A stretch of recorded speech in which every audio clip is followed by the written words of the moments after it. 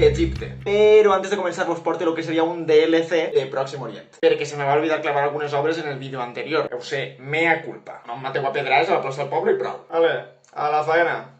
Com ja vos he dit, antes d'Egipte monem un ratet a Mesopotàmia. Ai senyor, si vos faré pegar voltes. Anem a l'art assiri. Se'n recordeu de l'art acadi? L'art de poder on el rei era dios? Muy bien, perquè en l'art assiri recuperem l'art de poder. Pedestal de Tukulti-Ninurta. I vosaltres direu, verga, però si estos dos són cagaets, què són, bessons o què? I no, és el rei Tukulti-Ninurta. Apareix repetit perquè als assiris les agradava molt repetir les coses dos voltes per reforçar la importància. Així n'ha de flipats anaven ells. Inclús el propi pedestal està repetit. La pròpia obra és un pedestal i dins d'ella n'hi ha un pedestal. Uau.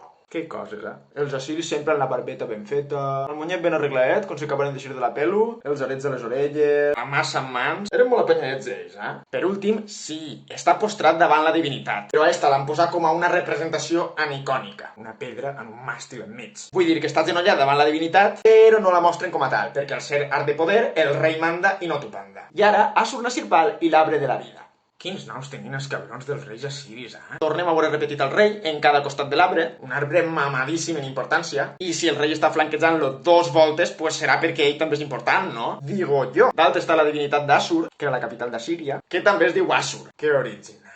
I aquesta divinitat està dins del falcó. I els samarros de darrere del rei en cada costat són la Masu, que són genis alats que porten una pinya per polinitzar l'arbre, i una sícula en l'altra mà, que és com una vasija de metal. Paleta de Narmer. Ara sí, estem en Egipte. Dinastia 0. Com les notes que traia jo en història en quart d'ESO. Sí, jo era d'esos que diuen que la història no servia per a res. ¿Quién te ha visto y quién te ve? Però bueno, tornem a lo que anàvem. Este tipus de paletes s'usaven per a posar maquillatge en els rodolins eixos que teniu en la part de la dreta. Però esta paleta no és per això, sinó que és una peça en honor a Narmer, el faraó. Alerta en això. És un baix relleu amb dos cares. Comencem per l'esquerra. Està el faraó en una massa en mans agarrant-li del vel a un puto loser, el tensut. El faraó porta la corona blanca, símbol de l'Alt Egipte. I el pardalet de la dreta és un falcó en mà humana que està agarrant un cap igual que el del ninot així. I del cap ixen 6 flors de papir, símbol del Baix Egipte. Vamos, que això significa que el faraó, en la coronita de l'Alt Egipte, s'acaba de fer pols al Baix Egipte. I el de darrere del faraó és el portasandàlies, que vosaltres direu, vaig a pringao. Però això era ser un alt funcionari de la cort del faraó. Ojo, cuidao. Els caps de bou de dalt de tot amb faccions humanes són els caps d'Azor, la vaca sagrà,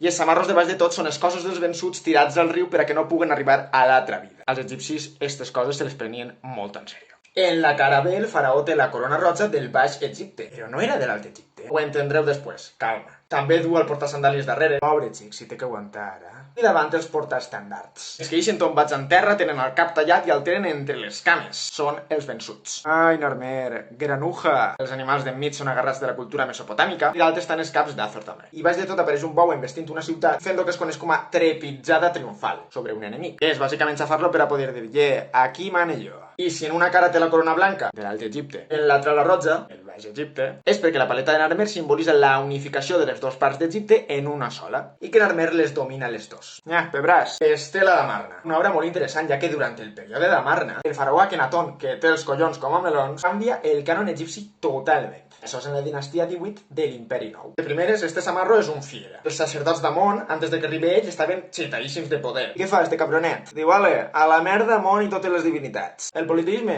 a fer la mà. I clava el culte a només una divinitat. Aton, el disc solar que ix en l'obra. I així estos sacerdots van perdre poder. Els rajos que ixen cap a tots els costats simbolitzen que Aton està cuidant de tot el món. Al final dels rajos n'hi ha algunes mans que subjecten el símbol de la vida. Justament davant d'Akenatón, de l'esquerra, i de Nefertiti, la de la dreta. També estan les seues filles, Meritaton, Mequetaton, i poseu-se el cinturó per la que ve.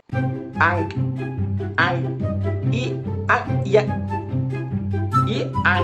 i Ankhesempaton. M'ha costat lo seu. Totes les figures segueixen el nou cànon del senyoret Akenatón, caps ovalats, cuixes prominents i pansolines no idealitzades. Si us fixeu, els dos tenen els peus sobre un escambel, que ja van veure en el codi d'Hammurabi, doncs no fa temps d'això ni res. I que per cert ho vam parlar en el vídeo anterior d'art de Pròxim Orient. I en conclusió, el període d'Amarna és un parèntesi en l'art egipci, perquè després d'això tornarà al cànon de sempre. I demostra el poder d'este home de poder fer lo que li passe pel nas fent tots els canvis polítics, socials i religiosos que li dóna la gana. Com a curiositat, este cànon arribarà fins a Tutankamon. Este sí que vos sona, sí. Perquè en la seva tomba es van trobar representacions que seguien el cànon d'Amarna. Ara, l'última on anem. Anem al període hel·lenístic d'Egipte, en la coronació de Ptolemeu VIII. Els Ptolemeus eren d'origen grec, però no estaven bobos, no? Eren molt xaqueteros i quan feien art per a grecs, cànon grec. Quan el feien per egipcis, cànon egipci. I pareixia bobo quan el van comprar.